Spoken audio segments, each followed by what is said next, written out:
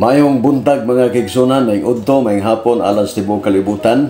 Ni asab inyong kapaglaom diri laig maghahatag ninyo og tubag niining mga isyu mga higala may tungod niining usa nga gi-live pagyud ni Mar Boris Silelusa.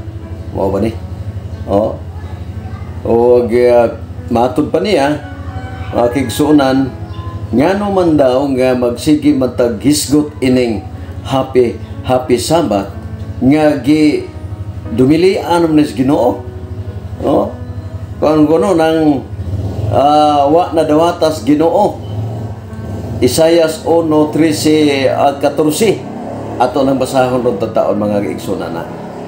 Kung unsa ka tinuod o tinuod bagayod nga di natapadalon unya unsay hinungdan nga nung di man padalon tungod ba sa sugos Ginoo o tungod sa pagkamanilapason sa tao. Ato masahon mga igsoon ang gisulti ni Mar Boris mga igsoon. Isayas 1:13-14. Sige ngondre. Atong klarohon ato gi basin og na wrong interpret ang atong amigo mga kiigsunan. Di nato ni palabyon nga issue tungod kay kung way mutubag ini higala basin makaingon ang mga uban niya tinuod siguro no nga magisgot og happy Sabbath unya wat na di ay na 13 Isayas muna ilang basam ayaw na pagdala og halad nga kawang lamang sa to pa kung magdakag halad nga kawang ayaw pagdala pero dili kawang pwede magdala. Sa logic mo guna, di ba? Naingon rin, ayaw na pagdalag halad nga kawang lamang. Ang insinso may usa ka dulumtanan alang kanako. Unsa ang dulumtanan? Insinso. Katong mga halad na insinso. Dili nga adlaw ipapahulay. Sa pag-ingon rin, ang bag-ong bulan ug ang adlaw nga igpapahulay. Ang pagtawag sa mga pagkatigom. Ako dili na makaantos uban sa kasalanan sa mga maligdo nga pagtigom. Ang gidili mga kigsunan kadtong mga unsa? Kadtong mga pagsimba nga unsa?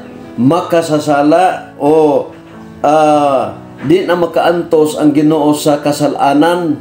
Di man gud pwede higala nga magsigi kag simbas Ginoo adlaw sa Sabado nga palahubog ka. No, himayi ka, bisyuso, way pagpagabana, unya magsimba ka, kawang lamang ang imong pagdaladala diha. Muna nga matud pas Ginoo sa Oseas 2:11, pahunungon ko ang iyang igpapahulay, ang iya ra mga kaigsunan sa mga taong makasasala. Di pwede ka nga magsimba ka sa Ginoo adlaw Sabado nga makasasala ang tao. Di na pwede higala hinulsulan gyud aya ka magsimba niya adlaw nga Sabado. Okay, sa 14. Ato ning sinsilyuhon pagayo mga kigsunan. Ngayon dre ang inyong bag-ong mga bulan ug ang inyong tinudlo nga mga pista, igo na mo ani Mar. Inyo ning mga pista. Og gikaligut-gutan sa akong kalag. Kana sila usa ka kasamok alang kanako, ako gikapuya na sa pagdala kanila.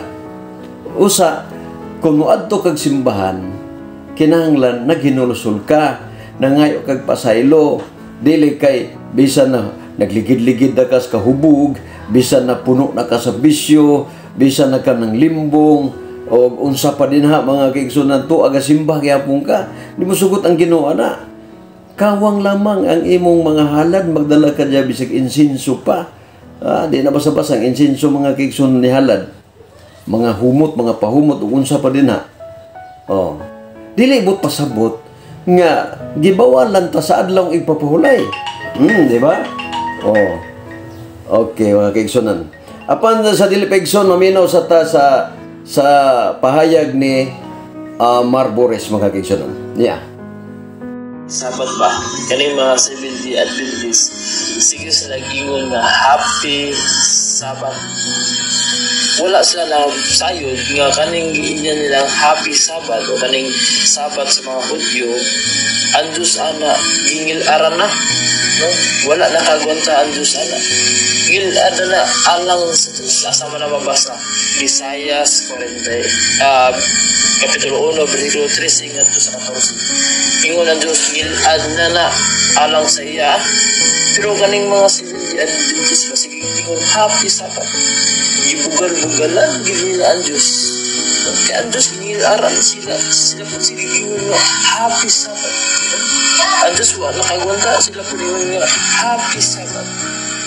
Muna mga kapaglaom ha, ito nadunggan ang iyang istorya. Murag nasakitan man siya mga higala nga mo great tag happy Sabat. O saan naman si Marbury? So nga, mo great tag happy Sabat na nasuko na kunong Ginoo. Kung nasuko pa siya, sa gingon si Isaiah 56:2, basahon na to, makita na to ni sa live stream mga kaigsunan. Atong basahon dire. Dawa ha, Isaiah 1 to, kini Isaiah 56. Ato tanawon og unsay gisulti niya Isaiah 56:2. Bulahan ang tao nga magahimo niini. Unsa kuno bulahan? Ha? Nasuko ba siya? Wala.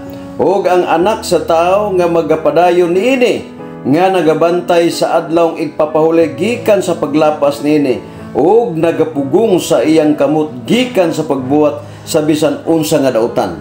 Ang dili dawaton ay Marburis.